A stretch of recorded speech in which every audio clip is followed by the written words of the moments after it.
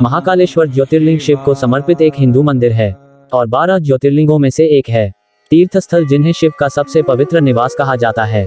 यह भारत के मध्य प्रदेश राज्य के प्राचीन शहर उज्जैन में स्थित है।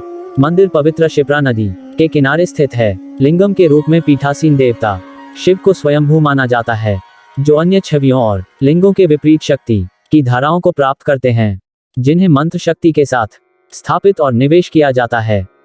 उज्जैन नगरी में स्थित महाकाल ज्योतिर्लिंग शिव जी का तीसरा ज्योतिर्लिंग कहलाता है। यह एकमात्र ज्योतिर्लिंग है जो दक्षिण मुखी है।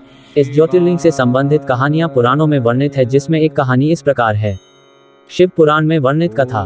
शिव पुराण की कोटि रुद्र संहिता के 16वें अध्याय में तृतीय ज्योतिर्लिंग भगवान महाकाल के संबंध में सूत जी द्वारा जिस कथा को वर्णित किया गया है, उसके अनुसार अवंती नगरी में एक वेद कर्मरत ब्राह्मण रहा करते थे। वे अपने घर में अग्नि की स्थापना कर प्रतिदिन अग्निहोत्र करते थे और वैदिक कर्मों के अनुष्ठान में लगे रहते थे। भगवान शंकर के परम भक्त वह ब्राह्मण प्रतिदिन पार्थिव लिंग का निर्माण कर शास्त्र विधि से उसकी पूजा करते थे।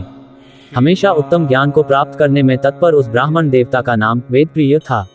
वेदप्रिय स्वयं ही शिव जी के अनन्य भक्त थे, जिसके संस्कार के फलस्वरूप उनके शिव पूजा परायण ही 4 पुत्र हुए। वे तेजस्वी तथा माता पिता के सद्गुणों के अनुरूप थे। उन चारों पुत्रों के नाम देवप्रिय, प्रियमेधा, संस्कृत और सुवृत थे।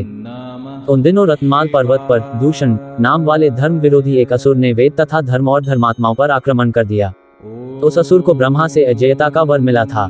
सबको सताने के बाद अंत में उस असुर ने भारी सेना लेकर अवंती उज्जैन के उन पवित्र और कर्मनिष्ठ ब्राह्मणों पर भी चढ़ाई कर दी। उस असुर की आज्ञा से 4 भयानक दैत्य चारों दिशाओं में प्रलय काल की आग के समान प्रकट हो गए। उनके भयंकर उपद्रव से भी शिव जी पर विश्वास करने वाले वे ब्राह्मण बंधु भयभीत नहीं हुए।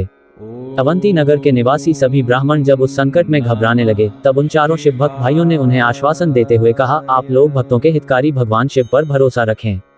उसके बाद वे चारों ब्राह्मण बंधु शिव जी का पूजन कर उनके ही ध्यान में तल्लीन हो गए। सेना सहित दूषण ध्यान मग्न उन ब्राह्मणों के पास पहुंच गया।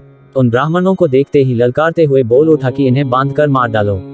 वेदप्रिय के उन ब्राह्मण पुत्रों ने उस दैत्य के द्वारा कही गई बातों पर ध्यान नहीं दिया और भगवान शिव के ध्यान में मग्न रहे। जब उस दुष्ट दैत्य ने यह समझ लिया कि हमारे डांट डपट से कुछ भी परिणाम निकलने वाला नहीं है, तब उसने ब्राह्मणों को मार डालने का निश्चय किया। उसने ज्यों ही उन शिव भक्तों के प्राण लेने हेतु शस्त्र उठाया, त्यों ही उनके द्वारा पूजित उस पार्थिव लिंग की जगह गंभीर आवाज के साथ एक गधा प्रकट हो गया और तत्काल उस गड्ढे से विकट और भयंकर रूपधारी भगवान शिव प्रकट हो गए।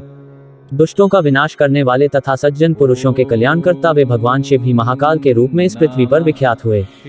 उन्होंने दैत्यों से कहा, अरे दुष्टों, तुझ जैसे हत्यारों के लिए ही मैं महाकाल प्रकट हुआ हूँ। इस प्रकार धमकाते हुए महाकाल भगवान शिव ने अपने हुंकार मात्र से ही उन दैत्यों को भस्म कर डाला। दूषण की कुछ सेना को भी उन्होंने मार गिराया और कुछ स्वयं ही भाग खड़ी हुई। इस प्रकार परमात्मा शिव ने दूषण नामक दैत्य का वध कर दिया। जिस प्रकार सूर्य के निकलते ही अंधकार छंट जाता है, उसी प्रकार भगवान आशुतोष शिव को देखते ही सभी दैत्य सैनिक पलायन कर गए। देवताओं ने प्रसन्नतापूर्वक अपनी दंदुभियां बजाईं और आकाश से फूलों की वर्षा की। उन शिवभक्त ब्राह्मणों पर अति प्रसन्न भगवान शंकर ने उन्हें आश्वस्त करते हुए कहा कि मैं महाकाल महेश्वर तुम लोगों पर प्रसन्न हूँ, तुम लोग वर मांगो। महाकालेश्वर की वाणी सुनकर भक्ति भाव से पूर्ण उन ब्राह्मणों ने हाथ जोड़कर विनम्रता पूर्वक कहा, दुष्टों को दंड देने वाले महाकाल शंभो, आप हम सबको इस संसार सागर से मुक्त कर दें। हे भगवान शिव, आप आम जनता के कल्याण तथा उनकी रक्षा करने के लिए यहीं हमेशा के लिए विराजिए।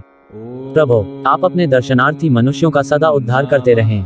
भगवान शंकर ने उन ब्राह्मणों को सद्गति प्रदान की और अपने भक्तों की सुरक्षा के लिए उस गड्ढे में स्थित हो गए। उस गड्ढे के चारों ओर की लगभग 3-3 किलोमीटर भूमि लिंग रूपी भगवान शिव की स्थली बन गई। ऐसे भगवान शिव इस पृथ्वी पर महाकालेश्वर के नाम से प्रसिद्ध हुए।